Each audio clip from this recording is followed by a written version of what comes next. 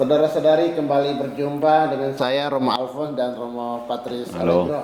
Pada kesempatan ini kita akan ngobrol tentang beberapa hal dalam tradisi gereja Katolik yang kemudian diambil atau ditiru oleh gereja-gereja Protestan, dan salah satunya kemarin sempat heboh yaitu menyangkut Rabu Abu.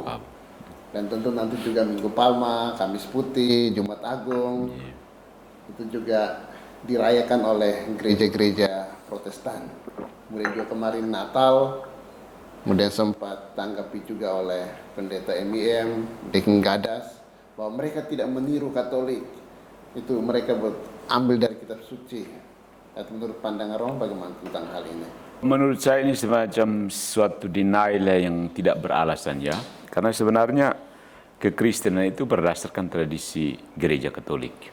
Jadi pada dasarnya ajaran kekristenan itu diwariskan turun-temurun dalam gereja Katolik, dan pada suatu ketika ada orang yang keluar dari gereja membawa serta beberapa tradisi yang ada dan berusaha untuk menolak beberapa tradisi yang ada. Nah, ketika mereka menemukan bahwa ada kesamaan dengan tradisi gereja Katolik, mereka mengklaim bahwa itu karena mereka temukan dalam Alkitab. Meskipun secara eksplisit tidak ditemukan, mereka mengatakan bahwa mereka berhasil menemukannya sebagai kesimpulan dari membaca premis yang ada. Kendati demikian, sebenarnya ada satu hal yang menjadi pertanyaan, itu soal otoritas. Misalnya, ketika ada kelompok yang ikut tradisi Rabu Abu, kita contohkan Rabu Abu, ada yang memilih untuk mengikuti tradisi Rabu Abu, yaitu tradisi kekristenan sejak awal, dan ada yang memilih untuk tidak ikut tradisi itu. Jadi sebenarnya pertanyaannya, siapa yang harus diikuti? Jadi ketika teman-teman kita yang Protestan mencoba menjelaskan, mencoba berapologi tentang ikut tidaknya, boleh tidaknya merayakan hari Rabu Abu, akhirnya pertanyaan yang tetap tidak terjawab adalah siapa yang memutuskan kalau terjadi perbedaan pendapat. Jadi menurut saya, dengan menolak otoritas gereja, kelompok-kelompok Protestan ini tetap dalam kebingungan. Jadi mereka tetap mengatakan, oke, terima saja, terserah kamu. Akhirnya mau tidak mau, pendapat pribadi atau ya otoritas pribadi yang menjadi dasar untuk menetapkan ya mau merayakan sesuatu atau tidak merayakan sesuatu. Rabu Abu mau dirayakan atau tidak dirayakan. Sementara gereja Katolik jelas, konsili menetapkan dengan tegas, ya ikut. Sementara kalau terjadi perbedaan pendapat, siapa yang berhak memutuskan?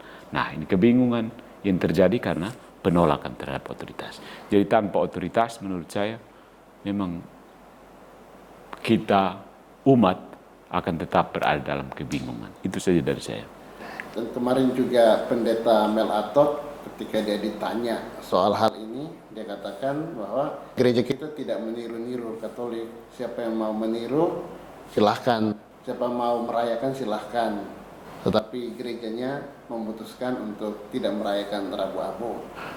Ya, saya pikir itu masih soal yang sama kan? Ya. Itu sebenarnya artinya membiarkan otoritas kembali kepada diri sendiri, atau ya masing-masing bisa mengangkat diri menjadi otoritas untuk menetapkan mau merayakan sesuatu yang ada dalam tradisi kekristenan atau tidak. Jadi ini masih persoalan seputar otoritas. Siapa yang seharusnya berotoritas untuk menetapkan ketika terjadi perselisihan pendapat seperti ini. Jadi mau ikut Rabu Abu atau tidak ikut Rabu Abu. Karena ada alasan untuk tidak ikut, misalnya karena begini-begini, tapi juga ada alasan untuk merayakannya karena begini-begini. Semuanya Alkitabiah. So, mana yang harus kita dengarkan? Jadi menurut saya ini pertanyaan yang tidak terjawab oleh teman-teman kita Protestan karena memang tidak ada otoritas yang menentukan.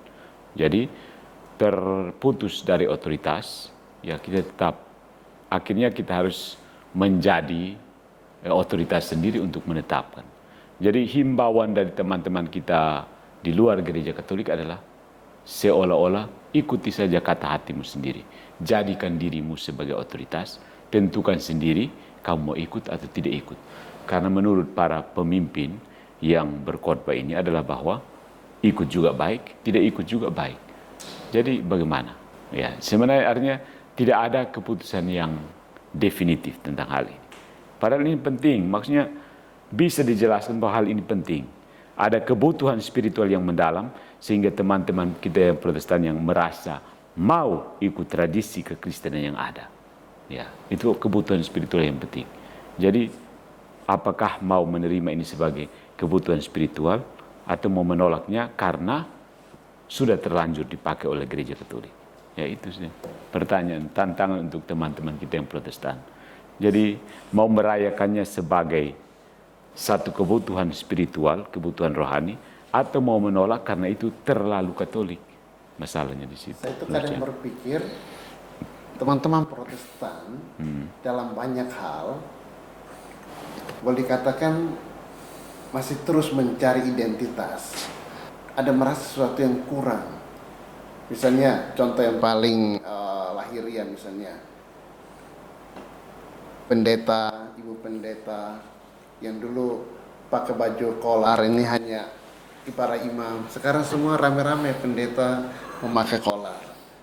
Kemudian perayaan-perayaan liturgi gereja yang mungkin hanya puji-pujian, kemudian khotbah, kemudian selesai, sekarang mulai merasa kurang sehingga akhirnya mau tidak mau ya meniru Katolik. Pendapat orang bagaimana? Ya, menurut saya memang semakin orang belajar, semakin kesini orang semakin paham bahwa tradisi itu memang penting. Kita tidak bisa sama sekali meninggalkan tradisi, karena pada dasarnya manusia itu ens traditionale, manusia makhluk yang tradisional, makhluk yang tidak terlepas dari tradisi. Nah, ketika terjadi pergolakan pada abad ke-16 dan orang mau berusaha untuk menolak otoritas gereja, mau tidak mau mereka juga berusaha untuk melepaskan diri dari tradisi yang menurut mereka sudah jatuh ke dalam kesesatan. Akhirnya ketika mereka berupaya untuk membuat suatu tradisi baru untuk menghidupi tradisi tersebut, dan mereka dengan mempelajari dengan seksama kitab suci, akhirnya mereka menemukan bahwa mau tidak mau tradisi yang mau mereka rayakan itu ya tradisi Katolik yang berusaha mereka tolak sebelumnya. Jadi secara perlahan dengan sedikit enggan, mereka mau tidak mau harus menerima itu.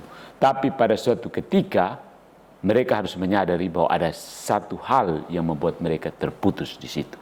Ya, dan mereka boleh meniru semua tradisi yang memang sejak awal sudah ada, dijaga dan dipelihara oleh gereja Katolik.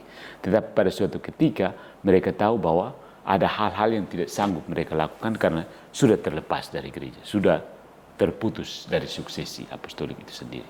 Nah, itu maksudnya itu hal yang posisi di mana teman-teman kita Protestan harus menyadari bahwa peristiwa abad ke-16 itu memang dua hal yang menurut gereja Katolik adalah suasana tragis yang tidak perlu. Tetapi teman-teman Protestan menyatakan itu suasana tragis yang diperlukan. Tragic necessity untuk Protestan, tapi tragic unnecessity untuk Katolik. Sesuatu yang tragis yang sebenarnya tidak perlu kalau kamu tetap mau tunduk. Tetapi untuk teman-teman kita Protestan itu adalah tragic necessity. Sesuatu yang memang sangat disayangkan tetapi perlu. Nah, inilah sebenarnya titik tolak untuk kita mulai berdiskusi. Apakah situasi tragis yang dilakukan oleh mereka yang menolak otoritas dengan alasan bahwa gereja sudah begini-begini, keburukan-keburukan moral, itu sesuatu yang diperlukan atau tidak diperlukan. Kita tetap tunduk dan percaya bahwa Kristus akan tetap menjaga gerejanya. Kristus tidak akan meninggalkan gerejanya. Dia tidak akan membiarkan gerejanya dikuasai oleh alam maut. Dan tentu saja Tuhan kita tidak akan pernah ingkar janji. Jadi soal tragic unnecessity dan tragic necessity kita harus pikirkan kembali, menurut saya. Ya.